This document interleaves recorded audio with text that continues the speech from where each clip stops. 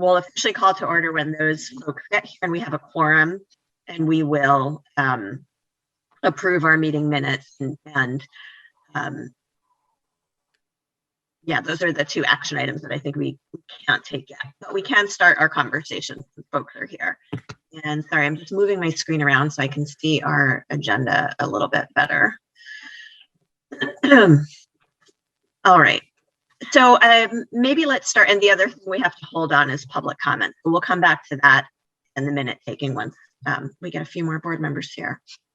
But in the meantime, I'm glad everybody's here. I hope you all enjoyed a nice long weekend, perhaps, and got a little bit of respite, especially on the rainy day yesterday. It was kind of a nice break. So I wanted to start by talking about the ESSER funds and the place for community input. And so this is something that was raised at our full board meeting last week. And I will give a little bit of background, but I'm really glad to see that Floyd's here because I know he can provide some more detail for us about what these funds are and what the limits are to utilizing them. But from my understanding, there have been 3 waves of money that have come in through this elementary and secondary school relief fund designed around education recovery from and dealing with impacts from COVID. So funds 1 and 2 have been spent and or committed to, and the third wave of funding is being considered right now in terms of how we'd like to use it for our district. And I believe we have until November until that needs to be decided, and Floyd, you can clarify on that. But I think it's with ESSER Funds 3 in particular that there's a requirement to see community input into how those funds will be used. And so I wanted to bring that to this group to talk about a little bit. But before we do, Floyd, can you provide a little more detail, the rough sketch I just gave about the ESSER funds and especially this third round? Well, sure, thanks. The clarity from US Ed is still evolving. So the last meeting I had with the state last week around the ESSER 3 funds, they believe that they're still working on writing some of the guidelines. So we're moving forward with cautious movements, knowing that the sand underneath us is shifting and has shifted already in terms of, for example, the meaningful consultation with the community, which wasn't on anybody's radar until just a couple of weeks ago. The numbers are big. It's $2.9 million for us for the ESSER 3 money. And it's pretty wide in terms of what it can be used for, with certain strings attached and certain structures as in terms of percentages allocable to specific items in terms of recovery. Internally, we're trying to not commit funds to items that will be adding to the budget on an ongoing basis after the funds sunset. We're looking to find the best use of the funds in this short term to get recovery and maybe a little bit of capital improvement and perhaps some better structure in terms of our HVAC as well. There's a quick overview. I'm happy to swim as deep as you want, but probably far deeper than anybody can stay awake for. Thanks, Floyd. So I just had a question. So it sounds like it's still very much evolving. Do you know when, or have a general idea of when more specific guidelines would be provided? No, it's frustrating on our end and unfortunate for you all because I can't say here's the box we're working in. Having said that, we can talk generally in terms of when and what the funds can be used for. But in terms of specifics, it's still moving a little bit. Do you know the deadline by which you have to submit the way you plan to spend the funds, or the way we plan to spend the funds? It's what we had to submit this past last Monday was the day to submit, and we were able to submit with absolutely no information.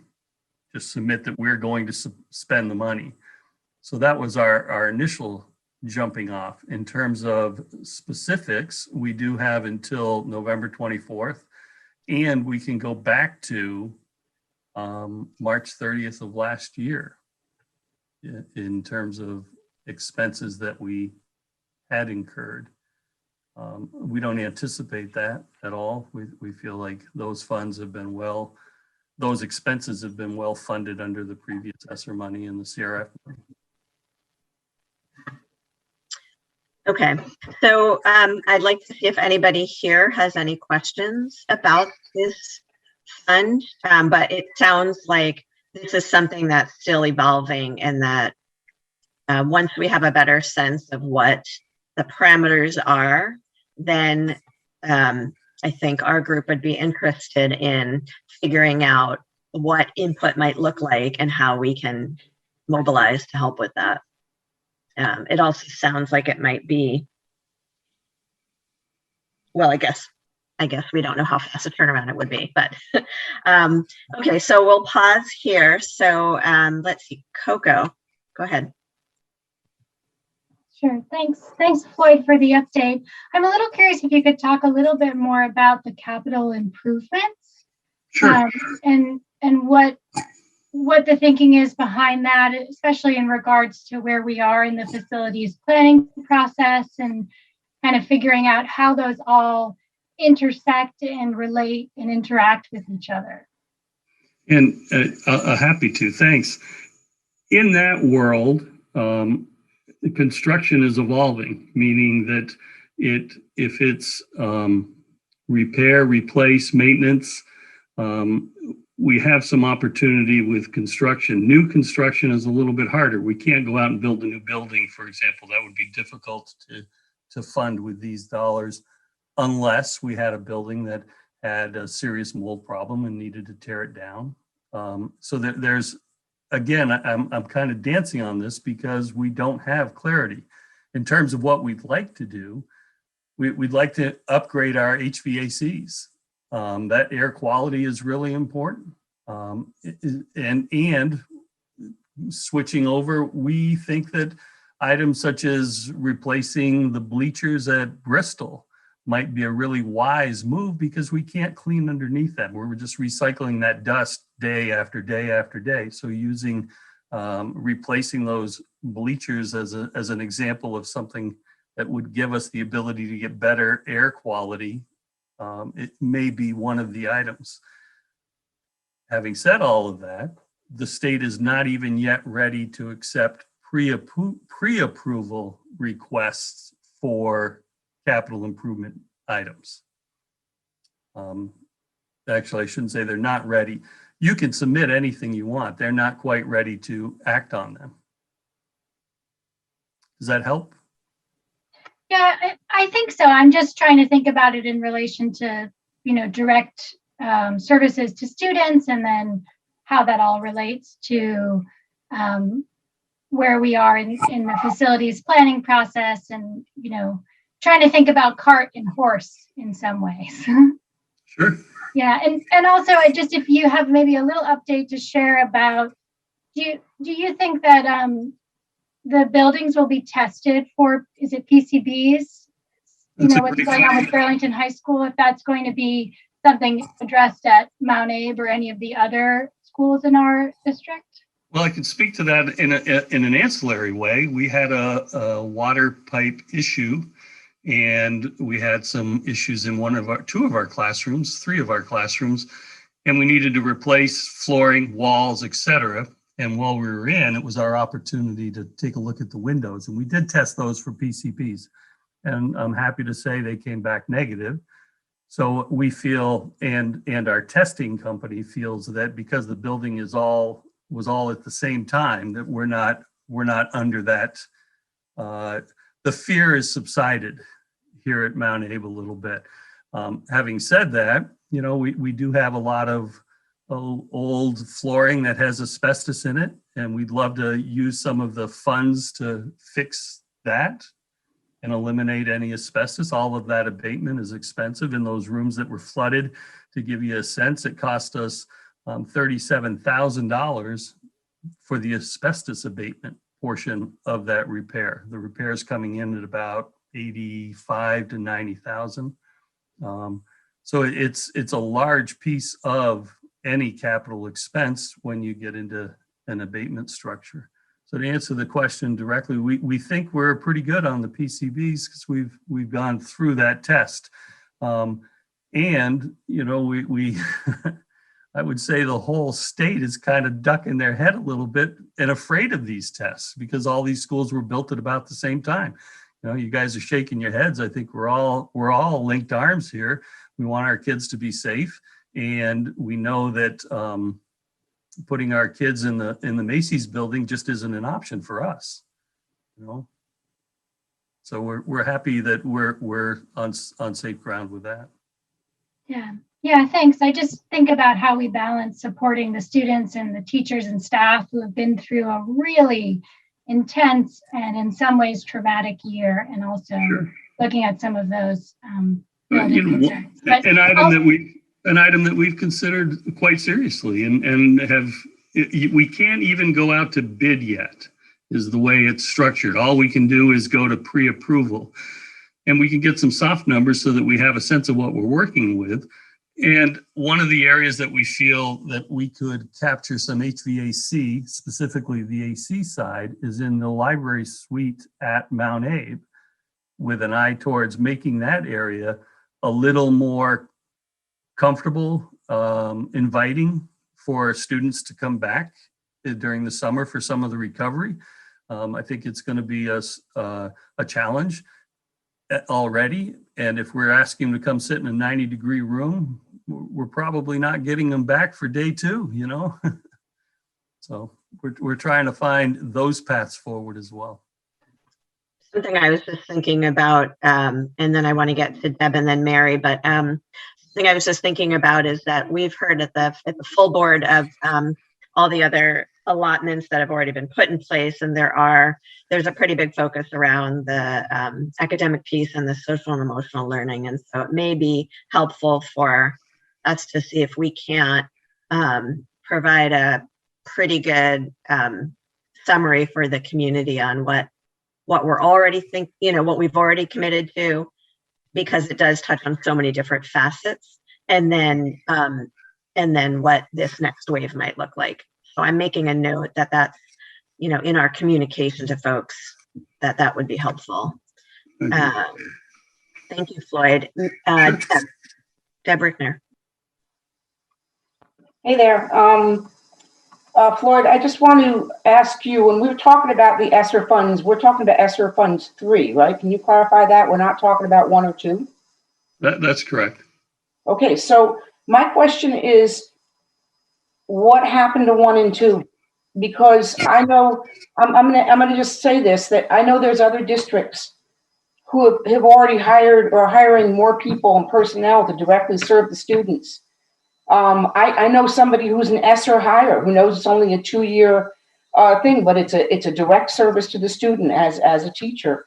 And I want to know why our district has not made a priority to after all the cuts we've had over the past few years for personnel, why aren't we taking advantage, even if they're only 2-year positions, to hire and immerse the student services for the kids, especially at the lower levels, the K1, 2.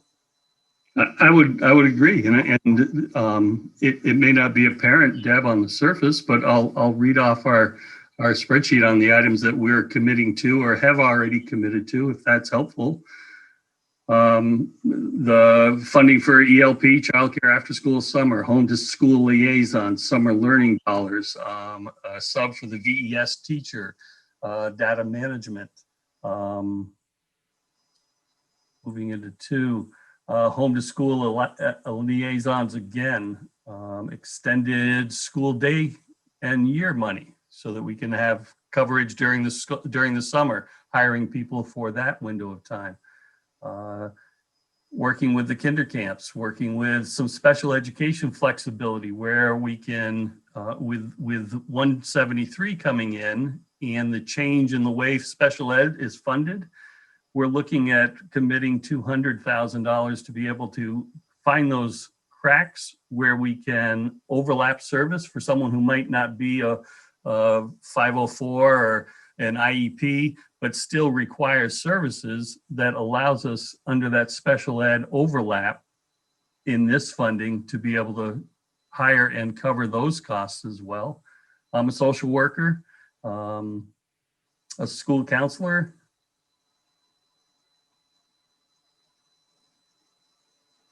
And switching to the next. Continuing the social worker for years 2 and 3. Okay, so none of those things, I didn't catch what the BES one was. What was the BES one? BEF. BEF. No, BES. Okay, so absolutely none of those positions is supporting the teachers, teaching the students in the classrooms. I'm not hearing of more EA hires. I'm not hearing of more teacher hires to make smaller classes. I'm not hearing of more one-on-ones. Maybe there are with the special ed to fill those cracks because there's a lot of cracks. And I don't understand why our district is taking, instead of taking classes and making them smaller and adding a teacher in each school at the lower level so these kids can get services, there's nothing happening. None of those things that you said. Social workers are great. You know, they're all wonderful, but the teachers need support in the classrooms. And don't understand why the monies aren't going to that, because that's what's happening in other districts. Well, it's not that it's not, it just hasn't been earmarked yet. We have $1.8 million of the ESSER 3 money that is not yet allocated, probably being saved for this recovery plan structure. So Okay. it's not that there's an aversion to it. It's let's be systematic and careful and move forward in a way that supports, you know, you use the blanket statement of adding another teacher for each grade. Well, no. I said each school, which is different. One teacher school. for each school. Yeah. There could What be, I think, if I could just interject, but because I think it just is really speaking to a couple of things for me. One, that there already are a lot of things that have been earmarked that may not be directly related to your concerns, Deb, but touch upon some real concerns that need to be maybe spelled out need to be shared with the community. And then 2, the place where we're have an opportunity still for getting input is in ESSER 3. So finding ways to really hear from folks in schools and in the community and getting input before that money is committed. well, the So- thing is, my biggest concern, I would say also that 200,000 of special ed earmarked money is really for the overlaps. And if you look at that, that's a lot of staffing that can come out of that money. okay, which is wonderful. I'm just concerned that we need to hire people now for the fall, not in November. And so this is which is why I'm concerned that the monies from the previous ESSERs weren't, and maybe they couldn't have been, I don't know, but maybe they could have been some of it set aside for this situation. And that's why I have a concern, is we're missing the opportunity.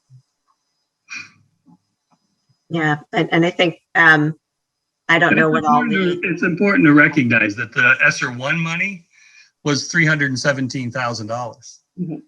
You know, I mean, it's on the surface, it sounds like a huge amount of money, and it's 3 staff people full time. so let's get some parameters around what that money was, those first 2 waves, what the requirements were and how that was spent. And then think about for 3, what's remaining that folks find as a priority and getting input into that. I do want to move us on because I know a couple of other folks have been waiting, but I'm glad you're here, Deb. Thank you so much for your comments. Mary, and then Liz. So following up from that, so what was the process, or who was involved in the process of determining the 1 and 2? How we spent 1 and 2 phase? The leadership team. Mm-hmm. So, okay. And then we're seeing that maybe in phase 3, it'd be more of an open process with, you know, all teachers and students and things like that. Is that Well, there's a vision? I would say that 1, 2, 3 all received input top to bottom. I mean, in terms of, if I'm looking at ESSER 1 money, plexiglass was boots on the ground telling us who needed what, for example. Sanitation and masks, laptops for kids that needed them. I think ESSER 1, Floyd, was a lot of like paying back for what we had to put in place to operate in person. Am I right? It was 2 generates more into that forward thinking. You know, we're right. looking at, funding audio enhancements for classrooms with masks in some of these large classrooms. We are looking at the phonex systems, which allow kids to be able to hear much better, for teachers to be able to speak without having to really elevate their voice, and the impact of that at the end of the day, as an example. But I'm just wondering, like, just the process, if it was, you know, a truly like collaborative process, and hearing what teachers think that could be, you know, a great way of utilizing these funds, or, you know, like, just what was the process, I guess. And I would leave that question more to Patrick, in that Mhm. those meetings with the admin team, the principals, et cetera, are with Patrick. I'm just the numbers guy behind Yeah, it all, right. trying to get the T's crossed, I's dotted, so that the money does flow. Yeah, nice. I don't Yeah. mean to be evasive. No, that totally makes sense. Try and stay in my lane, and Yeah.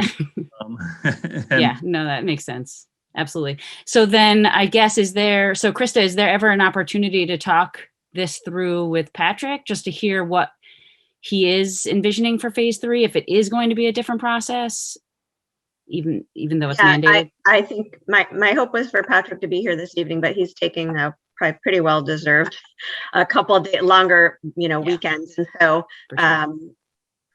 it sounds like we have a little bit from Floyd. It sounds like we have a little bit of wiggle or breathing room in terms of when we need to get all that input.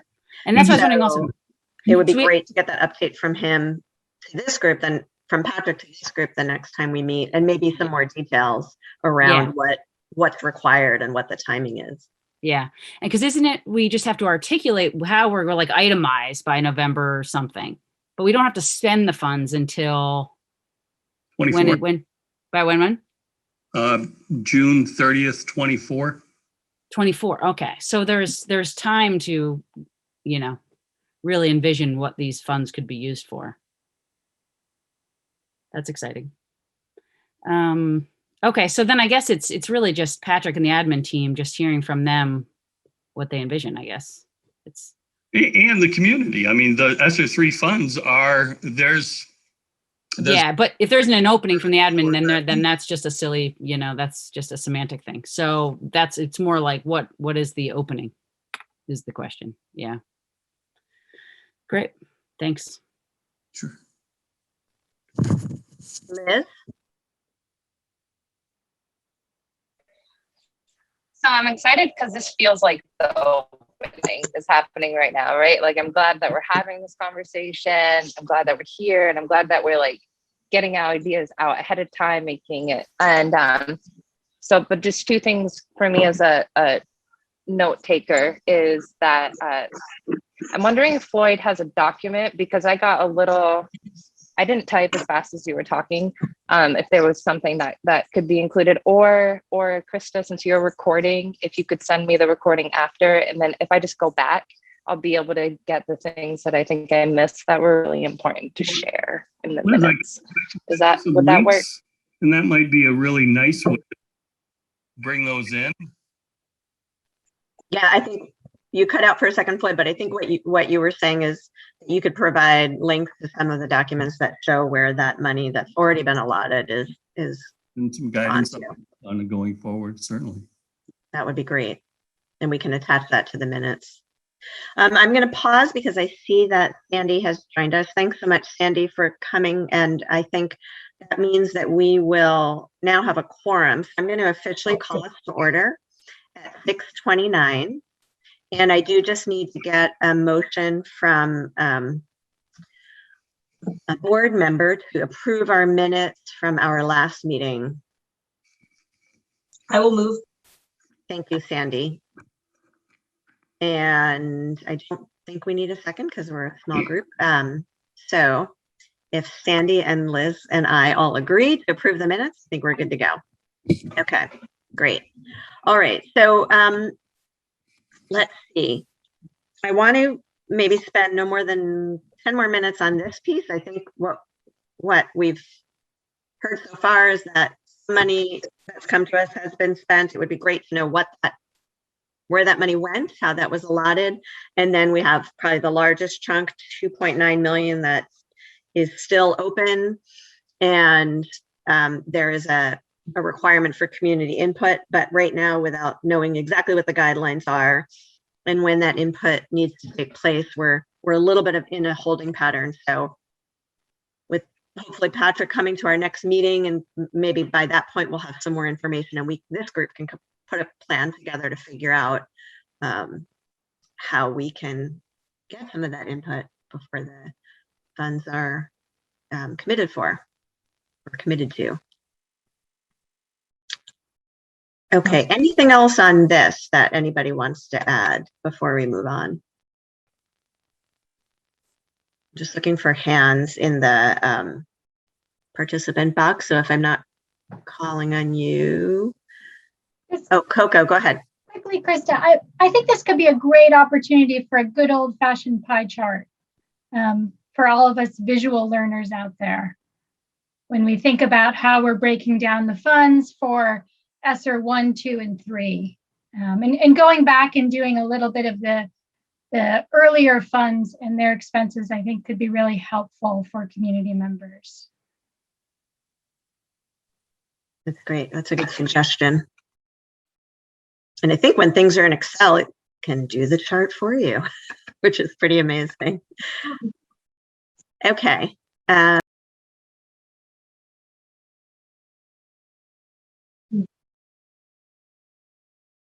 Krista, you're muted. Mhm.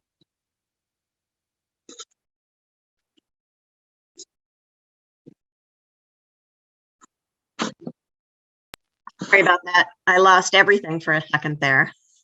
Okay, so I think next up is to talk about, and this is a great way, talk about what we want to focus on for the next Addison Independent column.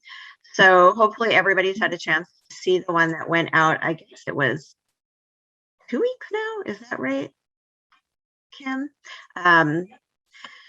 And that was really just the first one, designed to bring people up to speed on where we are at in our facilities planning process. And so our hope is to put something in the paper with some regularity. We're not necessarily committed to every week, but regularly getting something out in that similar type of space to keep people appraised of what's happening with the board. One thing that comes to my mind is that this ESSER fund conversation could be a great topic to discuss. But I wanted to just have kind of an open conversation and see what people think about what could be helpful for content for that ad or for filling in any community information gaps that we think we have right now. And I'm just going to, Kim, you and I work closely on that together. If you want to add anything to taking that agenda item off, or if you'd like to have Kim's first word in. No, I think that the space is going to be used for whatever this committee feels is important to share. And as a community member on this committee, talking with people in the community about what's missing, what do they like to see, what haven't they heard, what would they like to hear more about. One thing that that people do seem to want to know more about are the other proposals that have been submitted. And even though that they do live on the website, from a community engagement perspective, I feel like having some kind of a presentation opportunity for people to present their proposals would help community members just have a better idea about that process, about what some of the alternative proposals are. And hopefully, I don't know if you could do it at the same time, but to have some input and provide input. And maybe you could do one group a week or something, and then have a week's worth of feedback from the community. So everybody that's had a chance to listen to it could provide some feedback in some kind of a community document or space. So that's just one thing that I know people are interested in. And I think this ESSER fund conversation is certainly very important to share with the community. And just one thing to mention, our column won't be quite so big and the typeface won't be quite so large. The first one was really meant to get some attention, and so people would recognize that that was a place that they could come to for updated information. So that's all I have.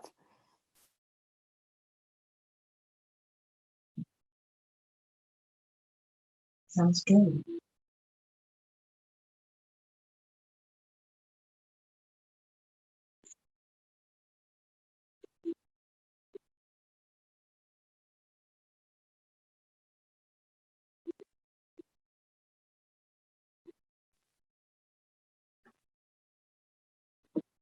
What else? What else do people think we should use that space for? Erin, Rubel.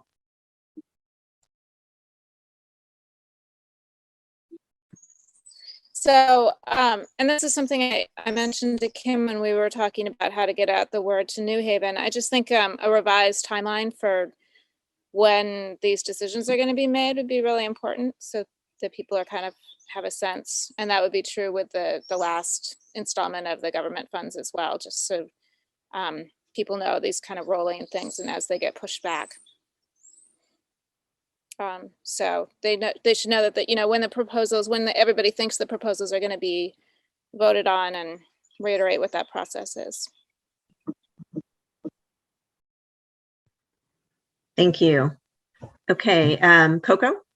I think it'll be important to share updates on the merger study committee and what the status of populating that committee looks like. And again, kind of answering this perennial question about how the merger study committee relates to the proposals and the timeline, because I still, as a community member, can't really wrap my head around how all those things are working simultaneously.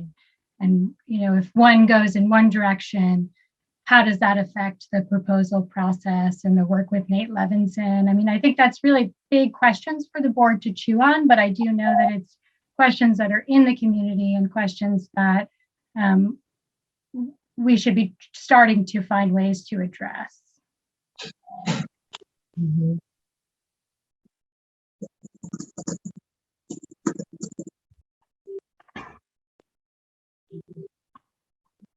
So I'm wondering if it would be helpful. I just want to see if anybody else has their hand raised for an immediate thought. But what I'm wondering if it would be helpful if we could pause for a minute and ask Dawn if she can update us on where we're at with the merger study committee. And then after that, maybe if she or someone else on the board can update us on where we're at with the Nate Levinson process. Because I think those two things are, you know, they're moving forward, but I think it would help us clarify the communication we want to put out for this next column. So if it's okay with the group, let's start with Dawn on a merger study update. So today was the deadline for interested parties to contact, and we do not have enough to fill. So I made a call to the Virgins chair and we talked, and I think we're both in agreement. We're checking with our superintendents to make sure that they don't see anything we're missing, extending the deadline. The Virgins group, the board will not meet until the middle of the month.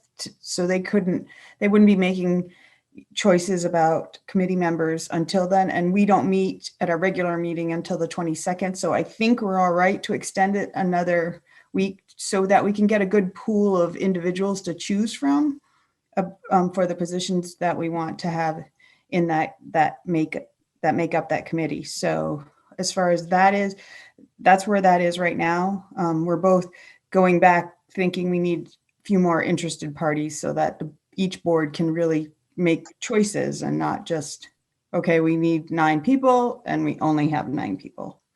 So Addison Northwest is in the same position, it right. sounds like. Yes. Can you tell us, Don, what the interest is based on the representative groups for our district at this point? So there are 2 community members that have expressed interest and 1 board member. Dawn, could you remind us what the makeup is, what we're supposed to try to fill from our district? Hang on, I just got to find it. Here it is. So our intention is to create a committee with 1 high school student, 2 community members, 1 high school staff member, 1 middle school staff member, 1 admin principal, and 3 board members. So, so when I hear back from Patrick and John hears back from Sheila, I think we're both in the position where we're going to extend the deadline at least another week. So does that mean we haven't heard from any staff, admin, or students? Correct. Oy, okay. So I've already started brainstorming and talking to people, asking, have you heard anything? And there are a couple ideas from other members that I've heard back. So I'm ready to go and just ask people. And then as far as the Nate Levinson, I am working on those questions that were asked at the last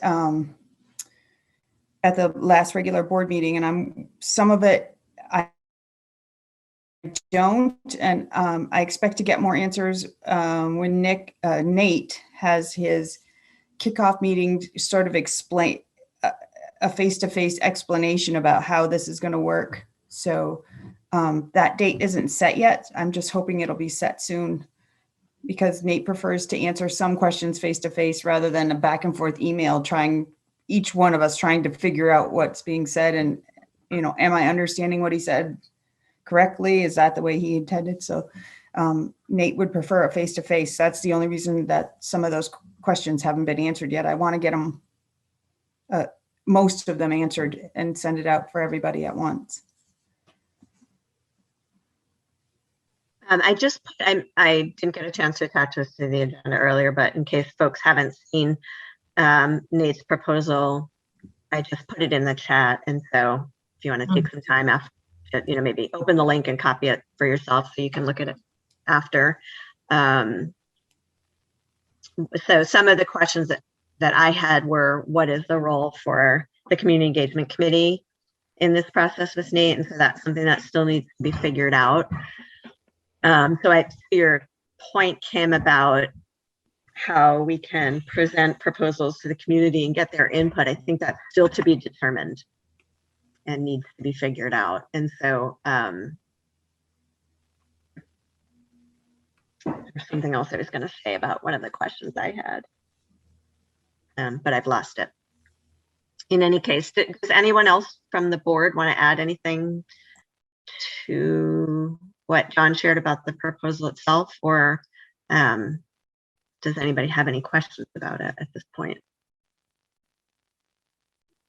I think I have the same questions that you do, you know, Krista. Like, I think as we're going through this process, I'm hoping sort of that I'll get a better understanding sort of how the process will work. And sometimes I think it's just a matter of once we get it started, I think it'll start coming, I'm hoping, you know, come together more clearly how we as the community engagement committee can assist. Because it seems like we should have, you know, a definite role in that process. And I think that dialogue with him should be helpful. And I do think we're, you know, it's an important component. So because we were talking about all the different parts of this proposal, I imagine it's not really set in stone. It's more about, here's my proposal. You tell me, board, ultimately, what do you need? At least that's what I'm hoping, especially if the board has consensus on that.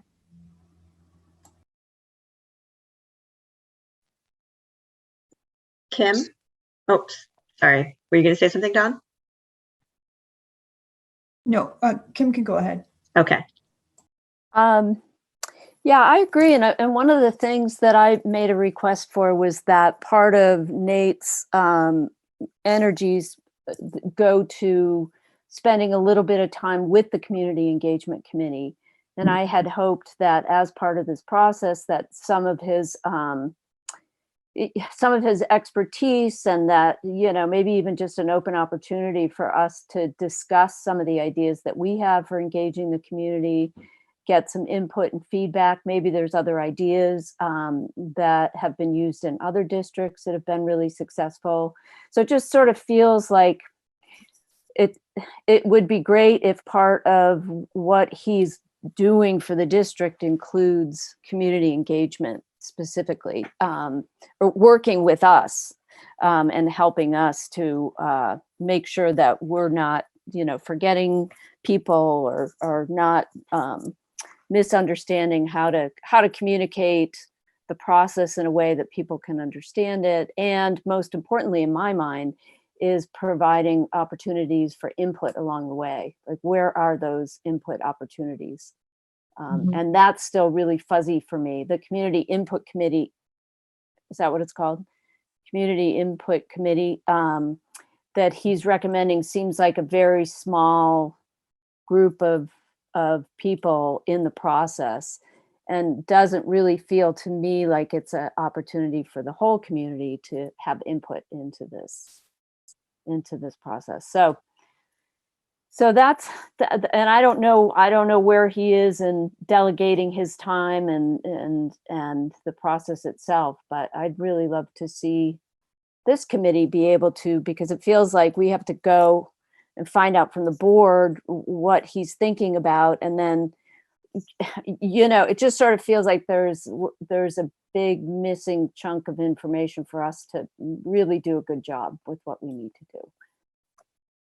do.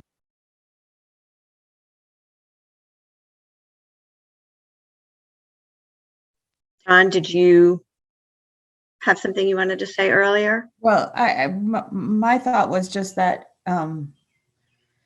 because we've been talking sort of what if and what do we want, and we haven't really gotten to a place where we've had a chance to say, Nate now knows what we want. And now my thoughts on his response is that he's open to this parallel process. It's not you do your work and I do my work. He's very open to, you know, sort of an overlap in the work, the way it's done. And I think once we get going in the process, it will be a little easier to understand, because right now we haven't worked with him and he hasn't worked with us. And so I think I just we're all a little patient, and we all, work together. I think we'll get through this. My first instincts by what I've seen of him are that it can work, and it will work. We have the capacity. We have been doing it, and so I think we can be great together. I'm going to call on Dave, and I just need to step away for one quick moment, but go ahead, Dave. Thank you, Krista. So I like the suggestion earlier, talk about parallel tracks, of having the community, the proposers of the additional plans present to this community engagement committee, so that we have an understanding of what they're. So this is one opportunity for the community to have an understanding, the broader community to have an understanding of what's in these particular plans that have been proposed. Mm-hmm.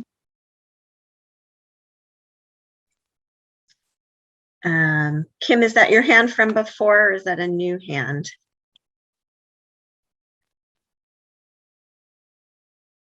Can't see you. Yeah, sorry, I left my hand up. Okay. I will take it down. Okay, Coco. Sure. Just to go back and touch base on Dave's point. So I do think it'll be really important and valuable to have the proposals presented to the community. The Lincoln Select Board hosted a special meeting where proposals were 3 out of, I think, the 5 were presented to the Lincoln Select Board, and those community members in Starksboro and Lincoln, and really all 5 towns were invited to that meeting. But doing more of those is going to be important. The Addie, Indy, Chris Ross is going to do an article on the proposals and really dig into those and some of the, I think, conversations that are happening in the community. So there's another way community members will have access. But I guess my real point here is that Nate Levinson's proposal asks us to go back and meet with him, and community members who submitted proposals to go back and meet with him and refine their proposals. So I'm just wondering, how do we want to think about at what point do the proposals get presented formally to the community? Before that process, after that process? Is that process open to the community? I think, those are, I think, definitely some questions that have been circulating and people trying to figure out, what does that look like?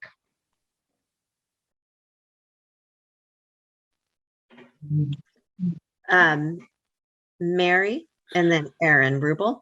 It's really just following up on now Kim, Dave, and Coco all saying that basically, so why are we not having a presentation? Should we just plan a Zoom should we just plan these events? Is that what we're here to do? To explain it to the community, all these 5 proposals? What's the block, I guess? So the board isn't asking us to do that. The board is just voted to approve the process that Nate is proposing to us. And so if we wanted to recommend that we do that, then we could do that. And the board would have to say, yep, go ahead and do that, because we're a committee of the board. Nice. Okay. So how do we go about recommending to the board if it sounds like, or do we want to see if that's what everyone here on this call thinks should happen? I'm going to put everybody in gallery view. Because it does seem like that's kind of an integral piece to have the community understand what the 5 proposals are about. So I'd like to hear from Liz, who might be the only board member that we haven't heard from so far. Sorry to put you on the spot, Liz, but I want to make sure we round out our conversations. No, this is great. I mean, I guess we could, part of me really was going to work with the groups. and that there was a purpose and intention of that. So I would think it would be up to the proposers when and how they wanted to share it. Would you prefer to do so after you had taken a look through it? And there's also the criteria creation, which I think is a part of him looking through it. So it's, I don't know exactly about that, but there's also another piece to that I think is important, and it's integration. And I think it's not necessarily, it's going to make it more complicated, but I don't see any of this as like any one. So this is just personally, I don't see anyone as being the right answer, right? What I'm really looking for is when we get that feedback about these different things, and then the integration of them. Like, say somebody came up with a great idea and they didn't get it in by May 4th. I mean, that could happen, that somebody says, oh, well, boy, all of the community loves this piece of that one, and we all love this piece of that one, but we're all kind of in the middle on these pieces of these other ones. How can we grab it, kind of like another way of using the core values,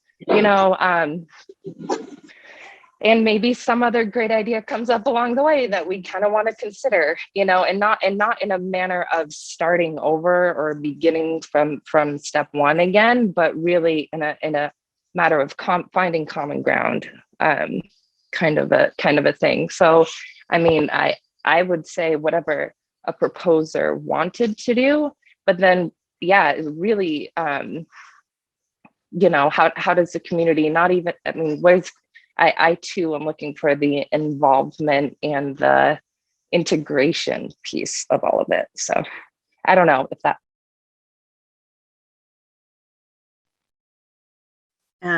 I want to come back to this, Mary, but Erin Rubel has her hand up, so let's hear from you, Erin.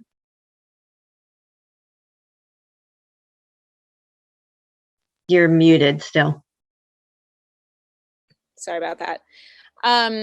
This is maybe a little more apropos of what we were talking about, but it could relate to this too. I was wondering if there was any provision for having some kind of a bulletin board or sort of chat group, or just as a post of comments that people can add. So if we have a series of community meetings, that's great, but lots of people are going to miss that. And so if people just go onto the website and look at the proposals or get forwarded the proposals and see them and want to communicate what they think about them, it'd be great to have just a page that they can go into from the website that says, and that could be something that we promote now, and say, take a look at the proposals, write down what you think. And that could be something that all the presenters use also to answer questions or refine their proposal based on the feedback that they're getting. And community members could then talk to each other sort of through that page as well, have sort of a slow motion conversation. That sounds really cool. And I wonder about our web capacity and experience, but maybe if this is something that anybody on this call knows how to do, we can follow up after on how to make something like that happen. So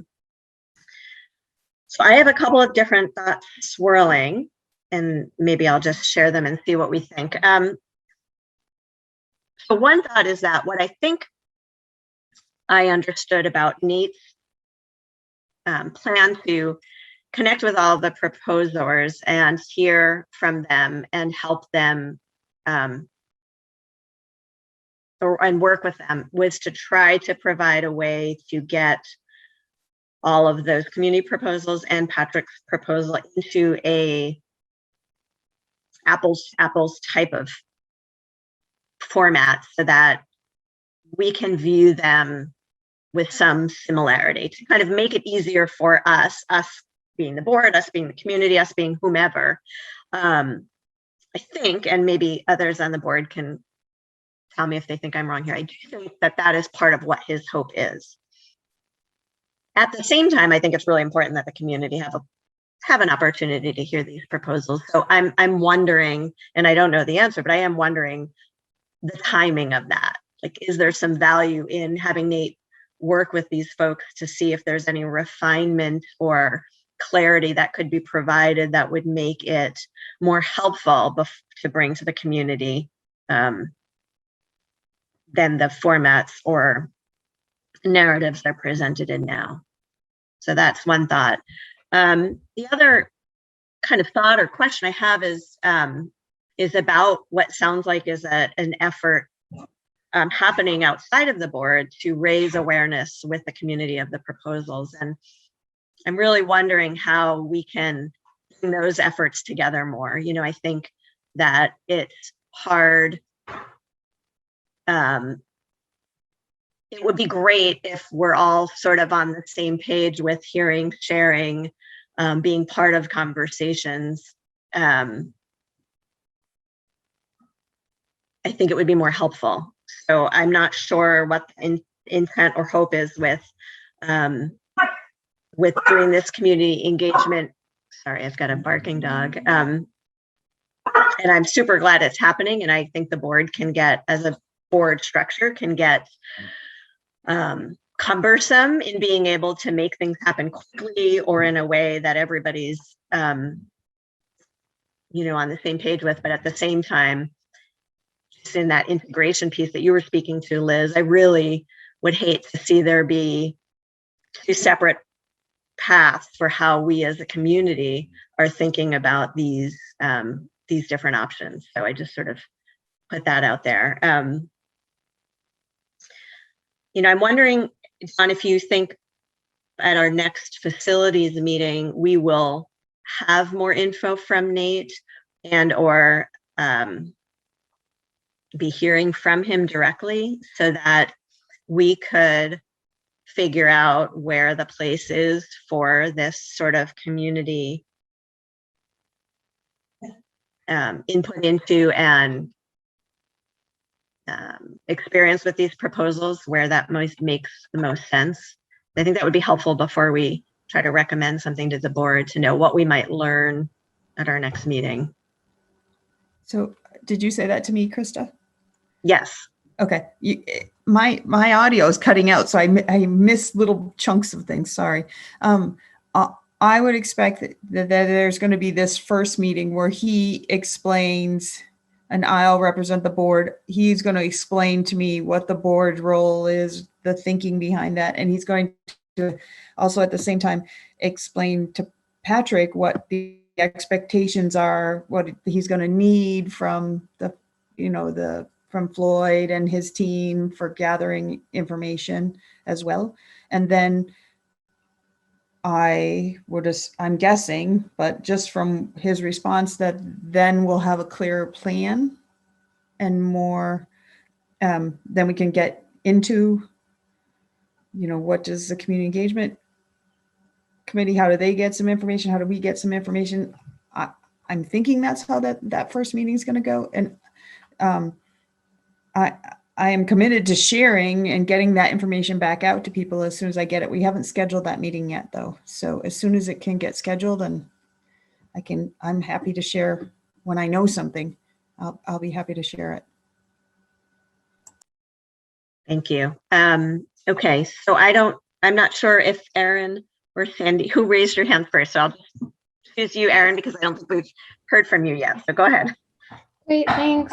And first, I'll just start really quickly by saying I'm sorry for joining late. My younger son was homesick today, so it was a little bit of a crazy day. So I guess what I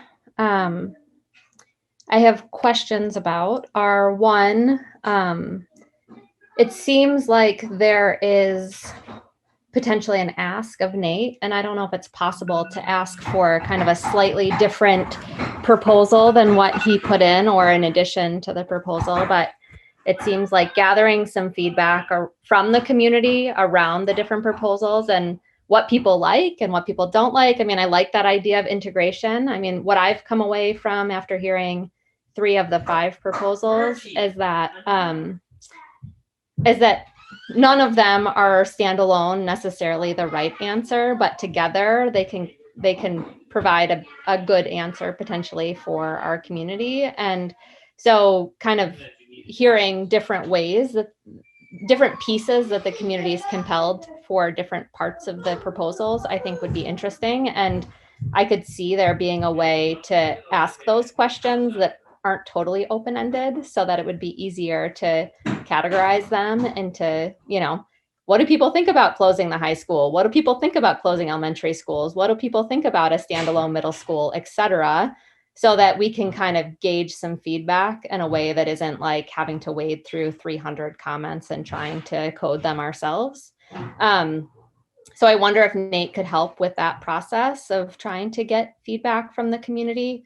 I guess I would just add that I really think that a community sharing the proposals from the community is important. And I did attend the Lincoln Select Board meeting because I wanted to hear more, but that was only 3 of the 5 proposals. So I haven't heard 2 of them.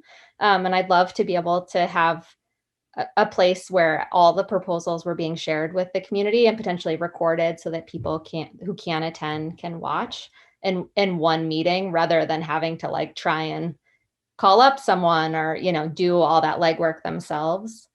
I don't know if we've talked about this yet. Again, sorry for being late, but with COVID restrictions raising, I'm also curious about the idea of a community engagement meeting. I know that those have happened a lot in the past, and I feel like that could be really beneficial later this summer or early fall as the proposals are kind of moving along through this process that Nate has outlined. And I feel like an in-person opportunity for community members more broadly than us to provide more feedback and workshop ideas could be really cool.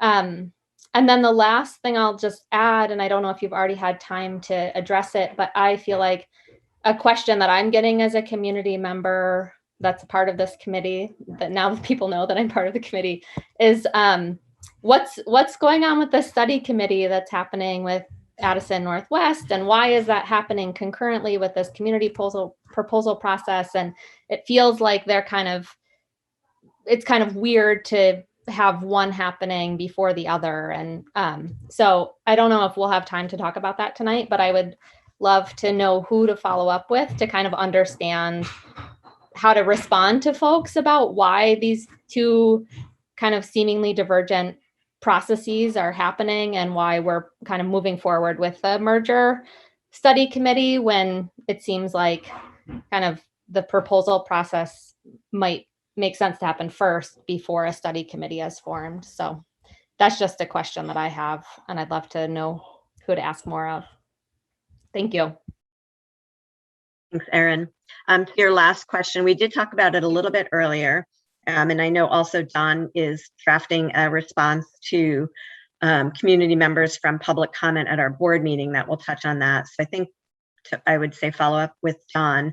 But again, I think it just speaks to us figuring out the best way to communicate in as much as we can, since the committee is still just even looking for members, like how that's going to relate. And so, but yeah, I think it's an important point.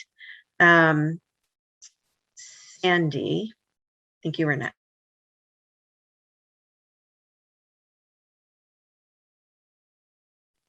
I think you're muted still, Sandy. Well, thanks, Krista. I printed out Nate's proposal, the 12 bullet points, and I looked at it before, but I wanted to look at it again, so I had it in my head. And I don't know if everybody's had a chance to look at it, but in light of that, we as a board, sort of in general, we approved sort of, Nate coming in and following, procedure.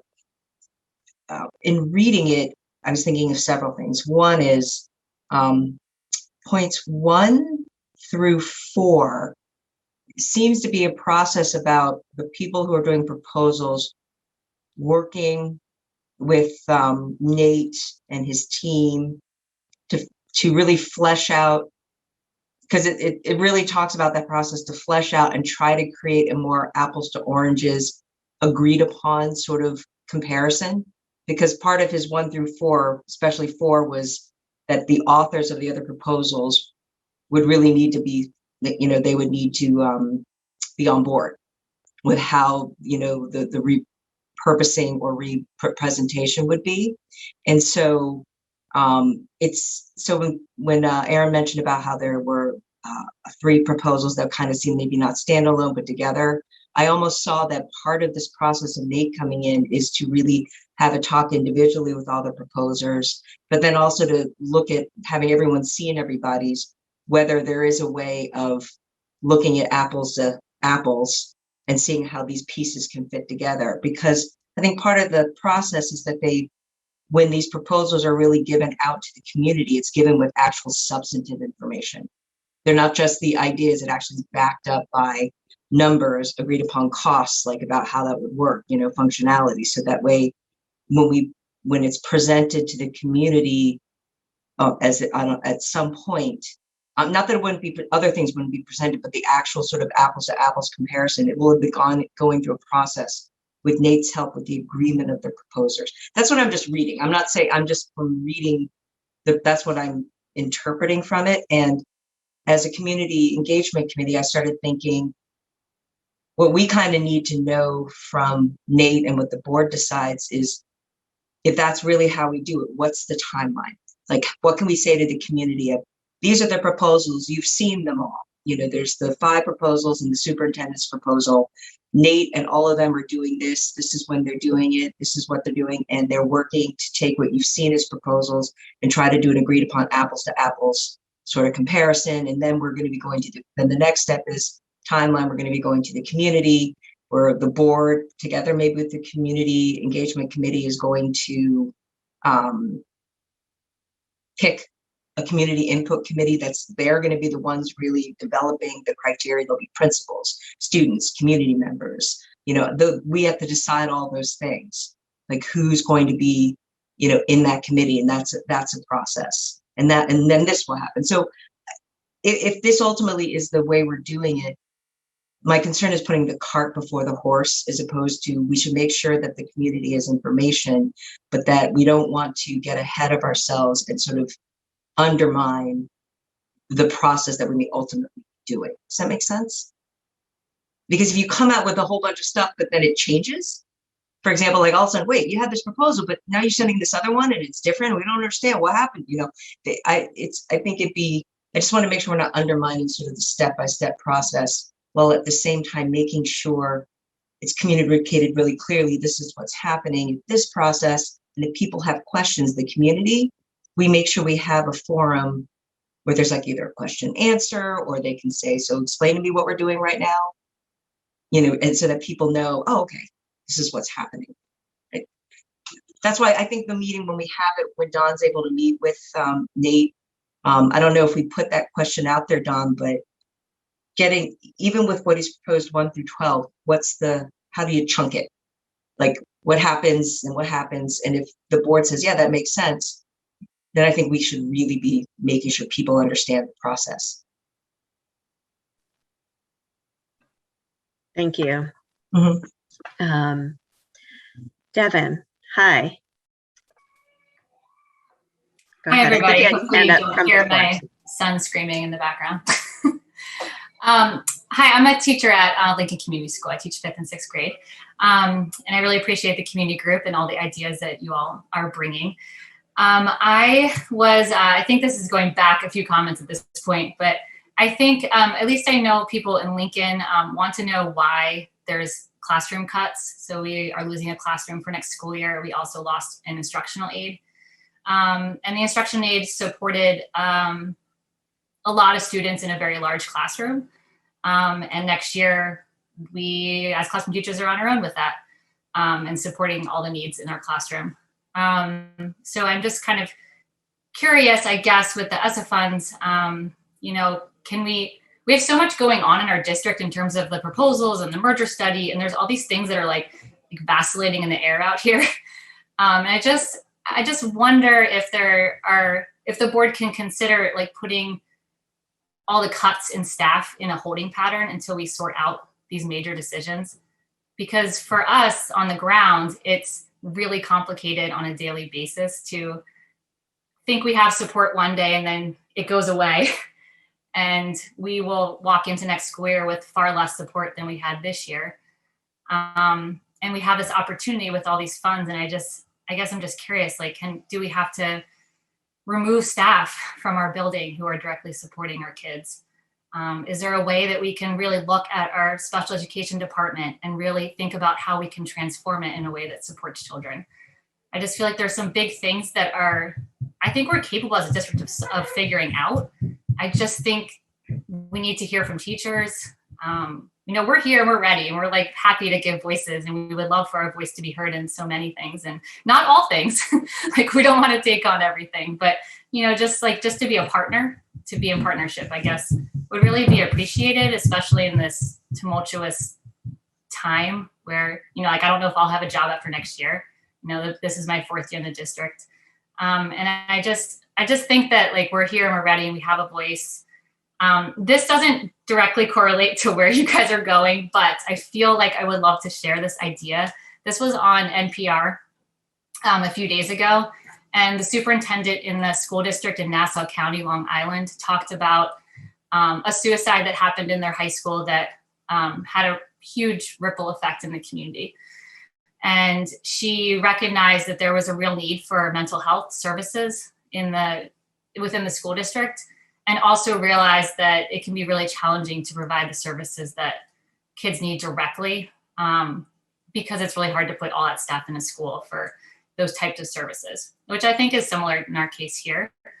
And something that they did was she reached out to a community member who worked at a local hospital, and that community member reached out to the president of the hospital and said, oh, well, I think we can solve this problem. And they put together on the children's wing a behavioral health center where it's like a 24-hour hotline, basically, for children to reach out and get services.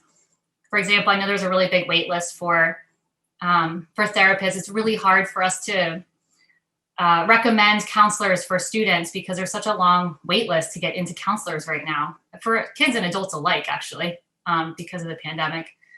And I just thought this was a really cool idea to utilize a partnership in this way where kids could have direct services. And I think it's a possibility in our district, and we have all these funds available to us. And, why not think about, like, Mountain Health Center having some sort of connection with them that we can really serve kids in all 5 towns and have the support network that we really need, that's really hard to put in directly into every school building.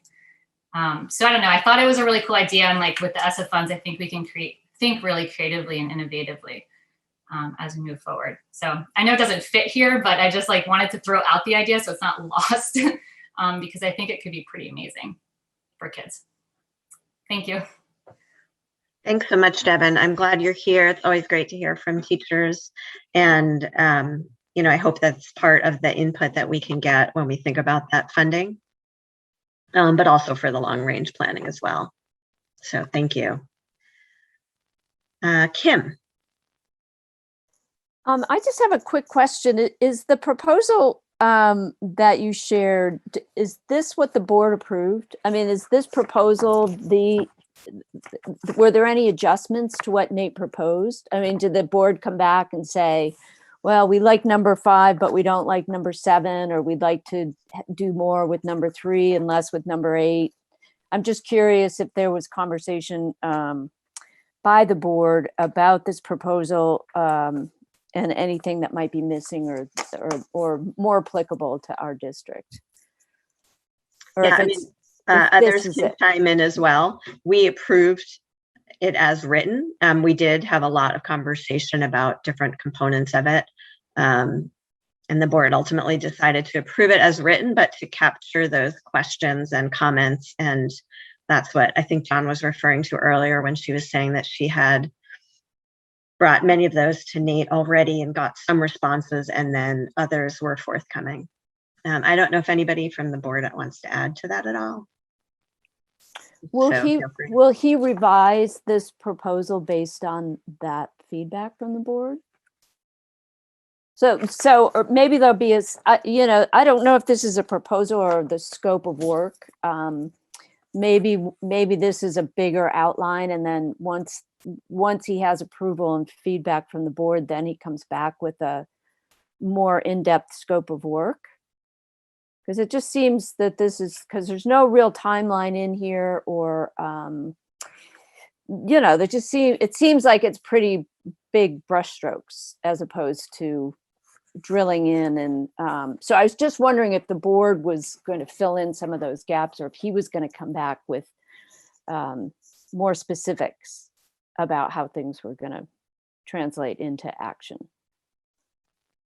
I'm just looking, Kim, to make sure, because I think to make sure what I shared with you is the full thing we got from him, and my computer is going really slow. So maybe somebody with a faster connection can chime in. But I think that the first, from what we saw at the board meeting last week, was several pages of a sort of broad scope of work, and then more detail around a timeline and the steps in the process.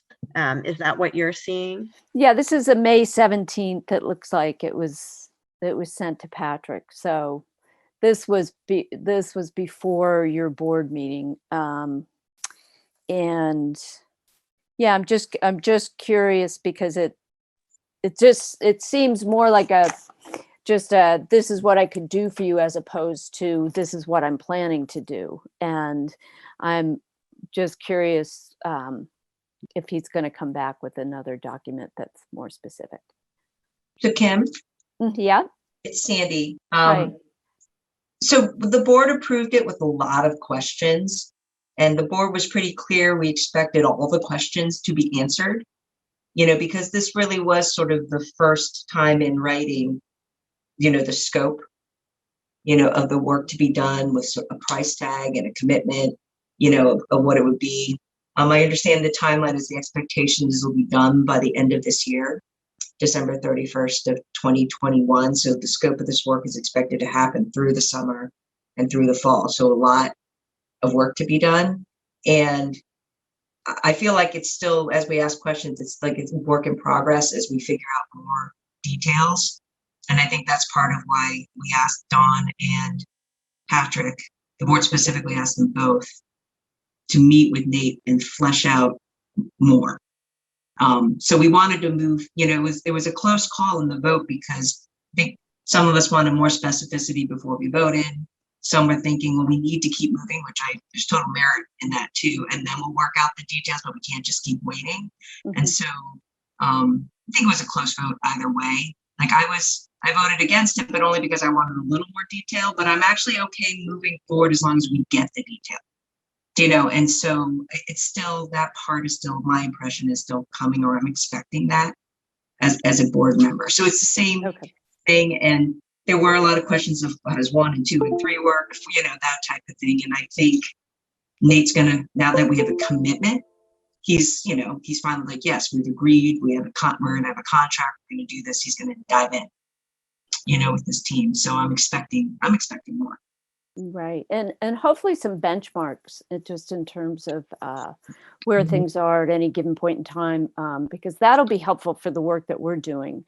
Right. If we're talking about what we're going to share with the community, it is just really important to know when that information is going to be available, and how the process is going to unfold, and by when, so that we can make sure we've given ourselves enough time, whether we're going to have community engagement get together for people to talk about the proposals, or we're going to do Zoom meetings or whatever, that we make sure we give ourselves the appropriate amount of leeway and time frame, so that we can make it effective. I like that benchmark. Productive. Yeah. Like I was thinking the same thing with the chunks, but I like the benchmarks. Like here's the sort of time, so that we know we can prepare ourselves, along the way. I would agree. Because I think it's hard just with this proposal to really know what to tell the community, except just basically simply this is what we've done, because we haven't really planned anything else. We're not really planning any other input opportunities or engagement opportunities. We might be able to do that feedback loop on the website to the proposals, where community members that Aaron had recommended could share some information and talk about the merger. Maybe just kind of explain some of the confusion or things that everybody's brought up today might be the gist of what has to happen next. because the process for the facilities just to me feels still pretty undefined. Right. And our timeline's kind of undefined too, because it shifted, right? It changed quite a bit now that we're having, Nate in the process. So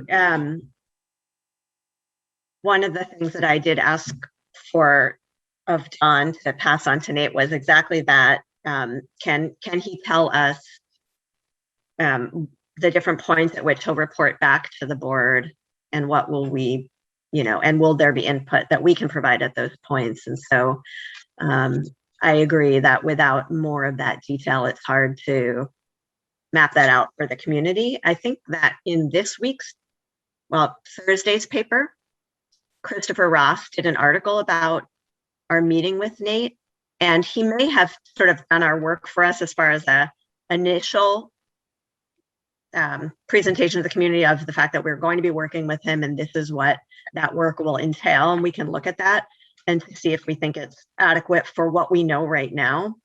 And it might be that we wait to get more information after we hear back from Nate to put something else out. So I'm wondering if our next column might be better off focused on the ESSER funds that have been spent so far and what's remaining, and the potential for community input.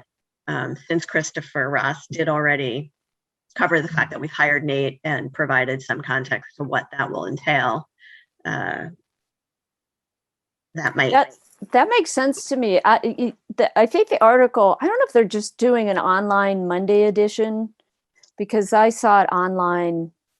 It's not printed yet, but I read the article online, and Christopher Ross's was really succinct, which I think was really good, if it's accurate.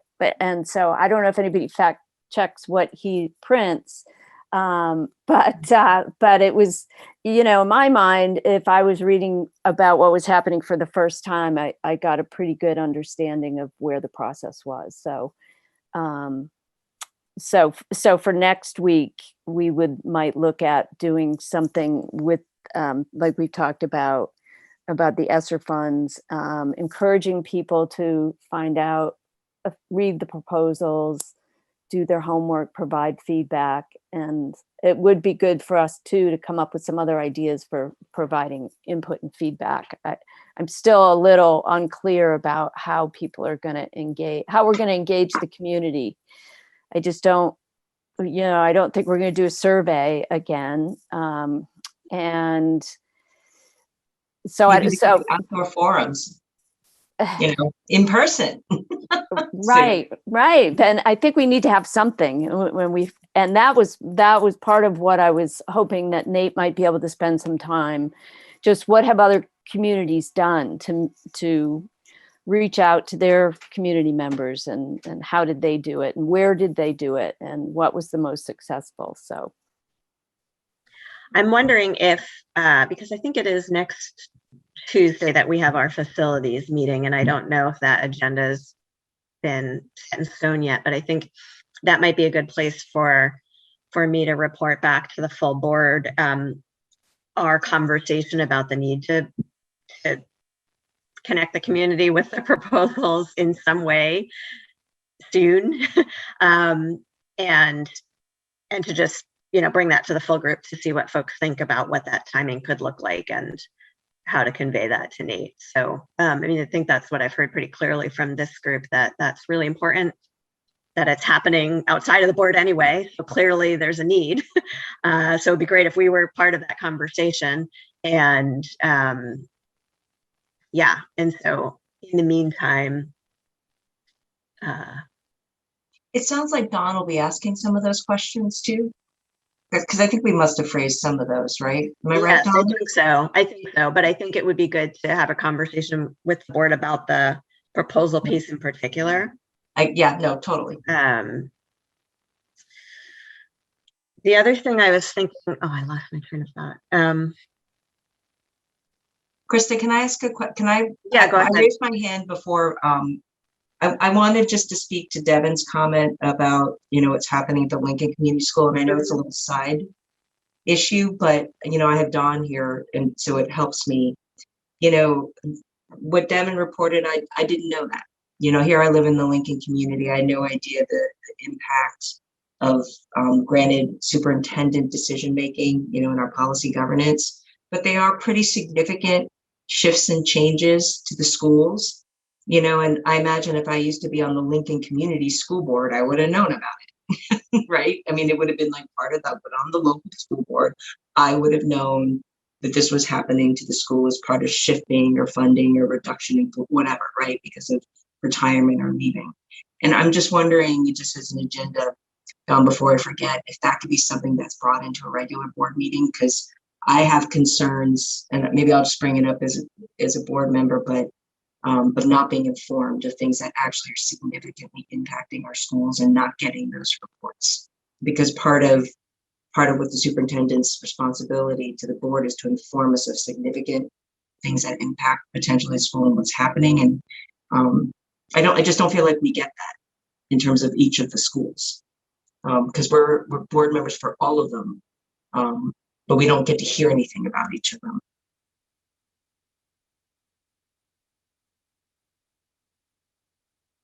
And I don't know if you could speak to that, Dawn, or we can talk about it later. That's fine. Are you? You are. Yep. Sorry, there's a delay on my end too. I don't know what's going on with the technology today. Sandy, I think we can talk about that and really look at our policies in place and see what avenue we can take to get there. I think there's a way to do it, but I want to be thoughtful about it.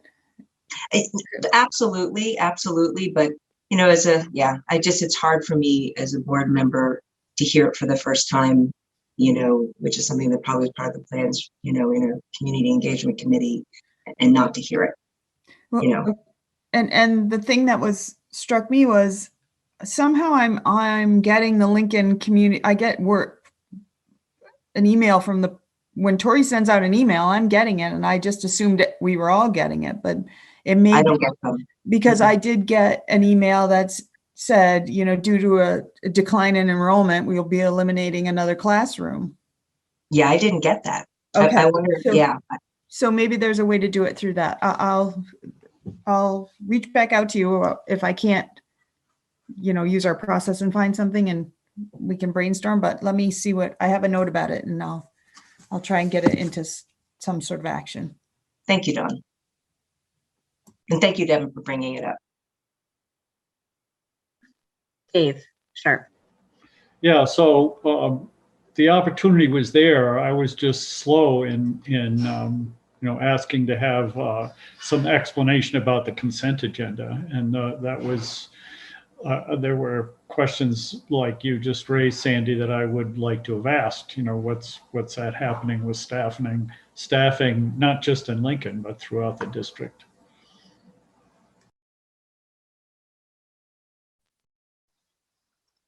And I wonder if maybe, there's a way to get an update on that at our regular board meeting. Coco? Yeah, I just wanted to touch base on Don's comment about an email from Tori being satisfactory as a way to hear about reductions in staff. I think that's a little problematic because it's not reaching everybody in the community who cares about the school and cares about the future of the school, whether it's select board members or prospective parents or community members that don't currently have kids enrolled but may have kids enrolled or would be re-enrolling in school.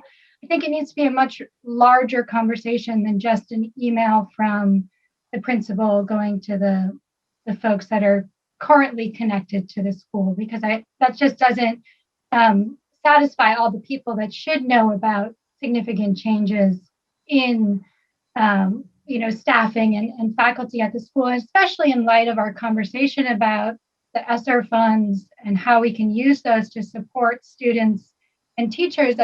One comment Devin made is really sticking with me, that there's a larger classroom that's losing one of its aides.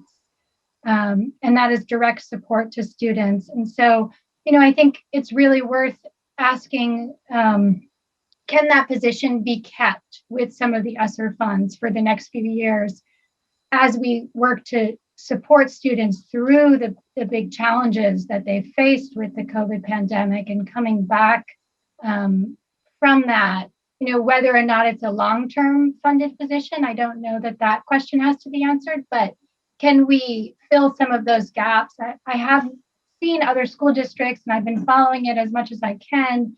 In the paper, Addison Northwest is using the funds to prevent some of those cuts from coming, to really keep staffing levels robust and the same, because in order to support the well-being of students and faculty, not making any major changes to school seems really common sense for how we come back from this last really challenging year. So that's my comment. Thanks. One thing that I'm thinking of is that it might be helpful for us to hear back, and I was thinking about this prior to this particular conversation, but there's a lot we're talking about in this group that I think we could use more information and context to. And so I think it would be really helpful if we could get that. I think we might get some of that from Patrick if he were here. But I will just say that one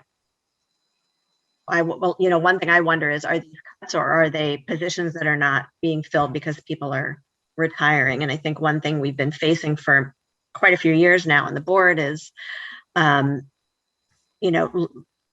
having to figure out how to reduce significantly our costs as our enrollment continues to decline without cutting staff. And so I think where there's positions that are become open because folks retire, looking at whether those positions need to be filled and trying to figure out where the greatest needs are in the district and staffing accordingly. So what would be maybe helpful to know is we hear that conversation when we help look at the budget for the coming year. We hear that contextually or in a big picture way, but we don't necessarily then hear how it's going to roll out once we get to the end of the school year. And I think that would be really helpful and important, as would some of that context. And if, again, one of the reasons why I really like this committee is because it's a mixed group of board members and community members. And so, if you're raising these questions, they're out there in the universe with other people on other people's minds. And so to me, my thinking is how do we help us all better understand what's happening?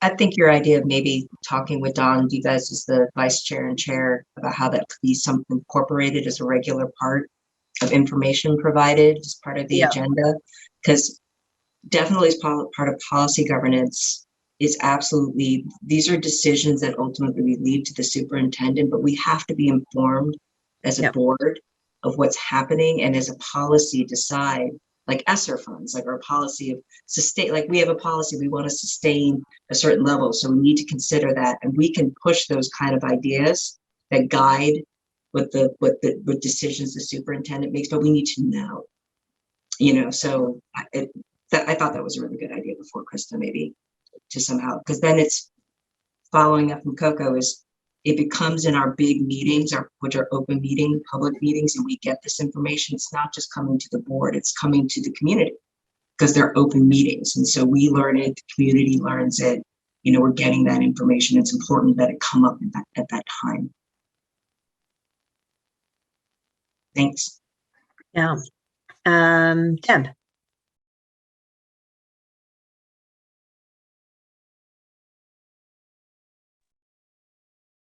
you say Kim? Did you hear me, Deb? I think your hand's up. Deb, no, right my here? hand's not up. Deb. No, Deb. You got to unmute. You said Kevin, not Deb.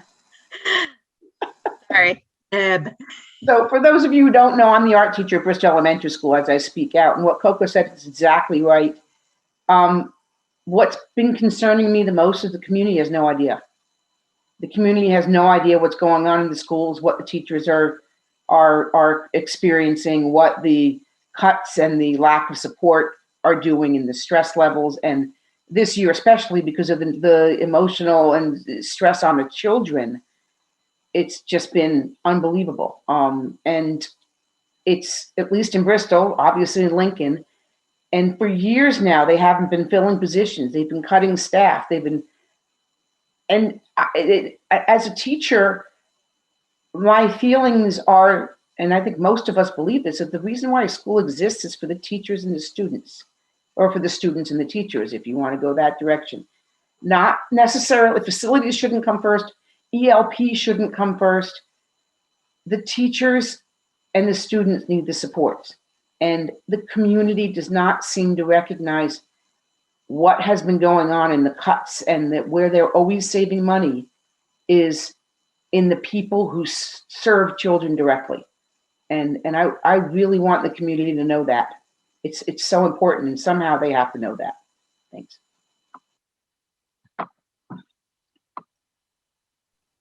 Krista, I have a follow-up question, if that's okay.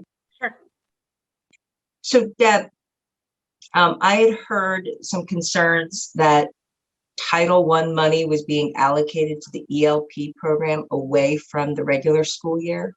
Is that something in your experience? I don't know that for sure. I just know that a lot of the ESSER funds from 1 and 2, or at least for 2, have been spent on other things besides direct services to students in school, during school. That's what I know. I'm not sure what's being cut. I just know that positions are being cut or not filled. And that concerns me greatly. And I think the community should know that. And we have till August to fix this. And if we go into next year the way we've been this year, it's going to be a hard year. It's going to be a really hard year.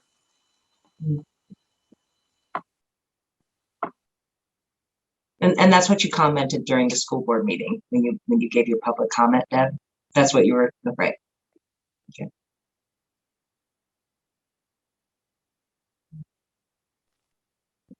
Erin? I feel like this is like maybe a little bit of a like leap to a related topic, but one thing that I've been thinking about for the last couple months is the per pupil spending threshold, which I've heard the state is potentially is considering changing or eliminating. But I feel like a lot of our decisions, or a lot of the conversation I've heard at school board meetings, is around keeping under that threshold, so cuts are being made to keep us under that threshold. But also, my understanding is that other districts in Addison County, I think Addison Northwest, but I'm not sure, are actually operating above that threshold. And so part of my questioning is like, what does that actually mean? Like, what does it cost taxpayers to operate above that threshold? What is the penalty actually equate to in dollars? And can we communicate that to people so that, I mean, one of the I don't know, in grad school, I spent a lot of time learning about how to craft surveys and how to not have leading questions and blah, blah. And one of the challenges I had with the survey that came out earlier this year was that, the questions were like, do you not want to see spending cuts? Do you not want to see teachers cut? But there was like no way to really understand what that quantification meant. And so if you said to me, like, do you not want to see staffing cuts? If we go above the threshold, it will cost your household on average an extra $142.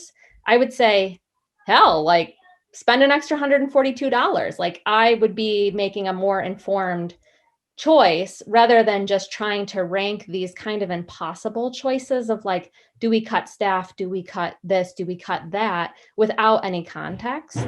And so I feel like now that I know that there are other schools that are operating above the threshold and have made that decision, it makes me wonder why we aren't doing the same. And also like what that actually means for our community if we start to operate above thresholds and start to make decisions, not just based on a financial decision, but on a lot of metrics, including financials, but also what is best for our kids, what do they need, what do the teachers need for support, etc. And I feel like I feel like a lot of the conversations have really been about a bottom financial line, and I haven't been able to understand, like, how do we, I don't feel like the community is fully getting a quantification of that financial line to be able to make an informed decision. We're just getting a message of like increased taxes, which if taxes are going to get increased nominally, like maybe that's fine for some people, or maybe the majority of people, I don't know. But I wonder how to like best quantify all these different things that the school board is juggling. There's the financials, there's the children's education, there's what the teachers need to do their jobs, et cetera. And trying to provide, like, when there is a quantifiable number or some sort of data point that we can share out so that people can provide more informed feedback, I think that would be really useful. So I guess that's a long-winded way of saying I've been thinking for a while of just like when I learned that one of the school districts in the county was operating above the threshold, I was like, that hasn't even seemed like that's part of the conversation, that we could do that. And now I know people are. So like, why isn't that part of the conversation? Or maybe it is. And I recognize I'm not attending all the meetings, but the ones that I have attended, I have never heard a like, what if we went above the threshold? What would that mean? So one thing I'll just say is that as we've done different kinds of engagement over the past 2 years, we have brought the way to present information to this group for feedback on how to best present it so that people can really understand the whole picture. And it's really hard. And the folks that have been on this committee, over that time know that we spend a lot of time chewing on how best to share it. And your comments just remind me that it has to repeatedly be shared, and it might not always resonate in the same way with different groups of folks. And so, yeah, whenever we have a budget information meeting, whenever a flyer goes out, we're sort of constantly trying to figure out how much is too much and how can we help people to understand.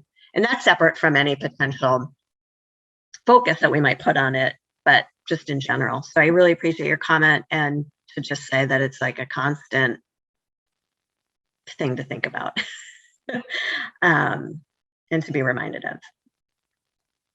And as we get to a place where we want to tell that story again for people, let's remember these comments to make sure we're doing it well. So it's 7:45. Sandy, I don't know if your hand is up newly or from before. Okay. So I really appreciate this conversation. I'm grateful for Deb and Devin being here, and for all of you folks that are usually here, and for Floyd. I think there are a couple of takeaways that I have, and then I just want to hear from you all, anything that's lingering for you. One is that we're not quite ready with our Addie Indy column to dive any deeper into the facilities process yet, since it's been touched on already. We can fact check that to make sure it's accurate, but that it might make sense instead to share a bit about the ESSER funds, what's happened with them so far, and the potential for community engagement around the next wave. So that's sort of a big piece of communication that I think we're going to work on. Another thing I heard was that we'll be bringing to the board this question about when and where is the best place for the full community to hear more about all the proposals. We also talked about finding a way to get more information back to the board around staffing for next year.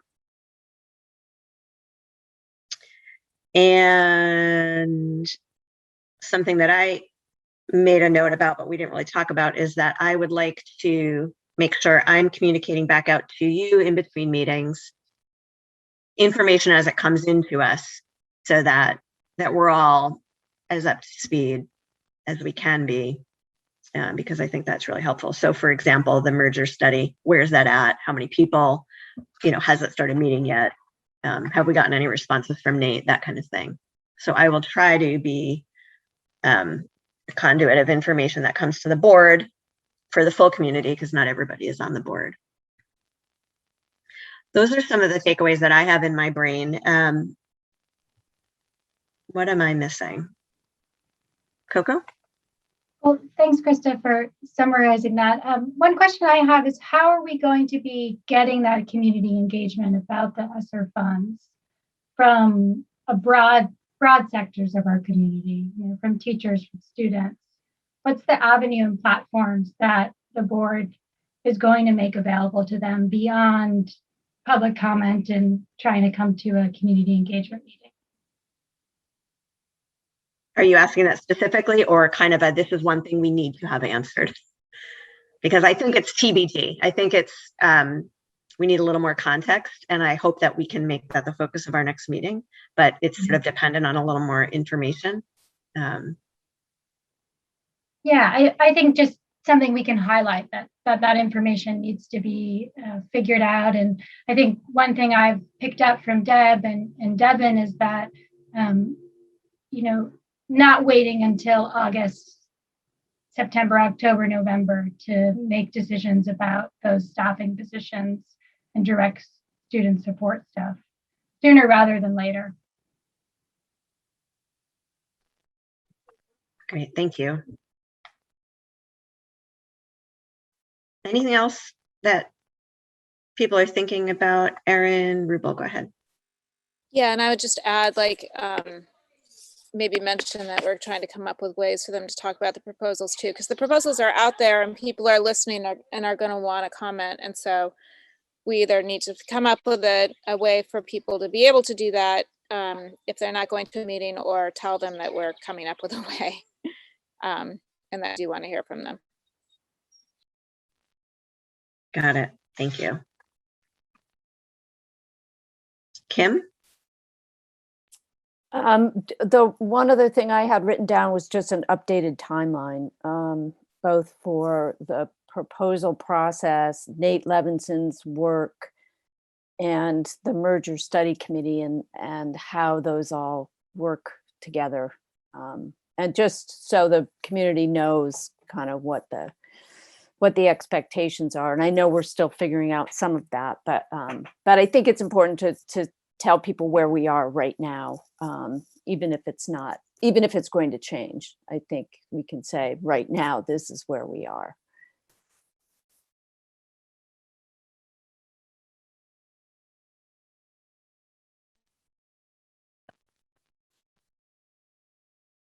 Anybody else?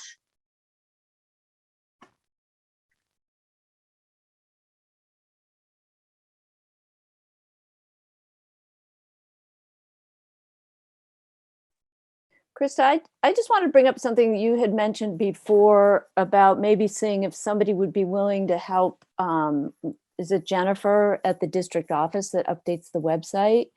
In terms of making that FAQ page more up to date, and some of it is old and no longer relevant. I think somebody had a suggestion that we put all the newest questions at the very top, so people don't have to scroll through a whole bunch of questions to figure out what's going on, what they haven't seen already. So, and I think you were looking for a volunteer, maybe somebody that might be able to work with Jennifer to sort through all that and get it cleaned out. And or maybe we just need to make the FAQ page part of the past process and think about something a little bit different moving forward. Well, it is definitely a good question, because I know, for example, Don is putting something together to respond to some specific questions that came up during public comment at our board meeting.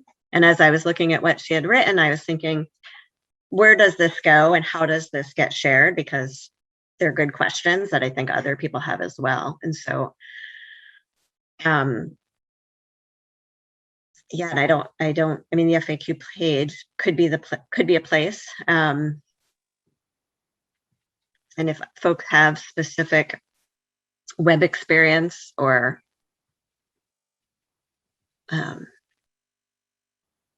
tech related experience that would be able to help me help Jennifer with that, I'd love to hear it. I might be able to volunteer my daughter, Oh.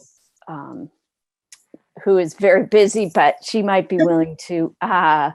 She might be willing to do it for her alma mater. I could ask. Oh, that's awesome. Yeah, and she's pretty quick, and give her a pack of gum and, and half an hour, and she'll have it finished. She'll have it finished in no time.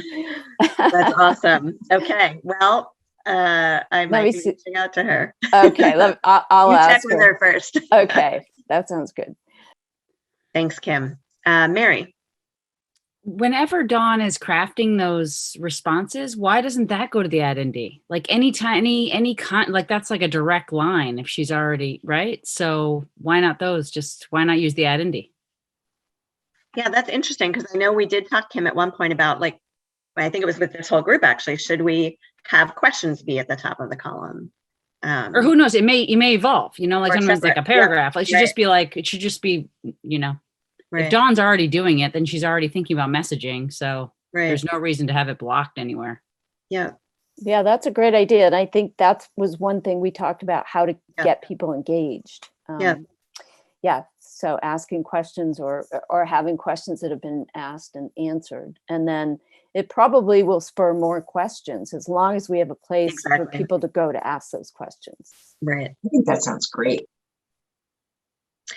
There was a smaller group of us. It was Kim and Nancy, and I think Sandy had expressed interest maybe, and that worked on the column the first time. So maybe I'll see if we can't get together again and try to play around with some of these different ideas and see what makes the most sense and if we can incorporate some of these questions. I like that. Okay. Anything else that's on anybody's mind? Other than getting off this Zoom call?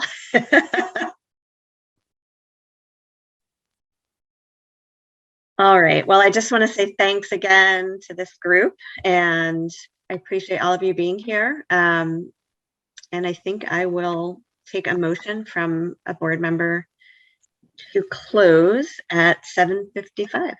Also move, Sandy.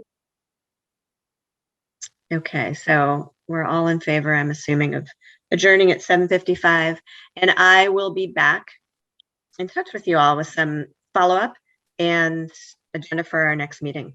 Thanks so much, everyone. Have a great night. Thanks, everybody. Thanks, Krista. Thanks, everyone.